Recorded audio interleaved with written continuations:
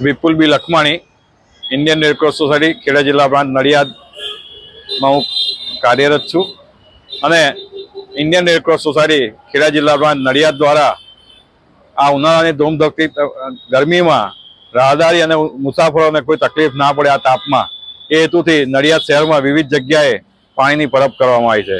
અત્યારે આ ગરમીમાં જમવાનું ના મળે ચાલે, પણ બપોરે ખરા તાપમાં પીવાનું પાણી મળે ને તો લોકોના ઘણા આશીર્વાદ પ્રાપ્ત થાય અને એને ઘાસકારો પાણી પીનારને ઘાસકારો થાય કે મને ઠંડુ પાણી પીવા મળ્યું। તે હેતુથી ચાલુ વર્ષે અમોએ ઇન્ડિયન રેડક્રોસ સોસાયટી ખેડા જિલ્લા બ્રાન્ચ દ્વારા નડિયાદ શહેરમાં મહાગુજરાત મેડિકલ સોસાયટીના સહયોગથી મહાગુજરાત મેડિકલ હોસ્પિટલ પાસે તેમજ રેડક્રોસ સોસાયટી દ્વારા એક બ્લડ બેંક પાસે તેમજ એક સિવિલ હોસ્પિટલ પાસે અને ટાઉન પોલીસ ચોકી પાસે નડિયાદ શહેર ટાઉન પોલીસ ચોકી પાસે પીવાના પાણી પરબ લોકોને પીવાનું ઠંડુ પાણી મળી રહે તે હેતુથી સારું કરવામાં આવી છે। રોજના કેટલા પાણીના જગ જાય છે? રોજના લગભગ અમારે 4 જગ્યાએ 25 થી 30 જગ જાય છે પાણીના અત્યારે, અને જો જરૂરિયાત પડશે તો આમાં પણ અમે સંખ્યા વધારીશું। આની અંદર કેટલા અગ્રણીઓનો સાથ સહકાર છે?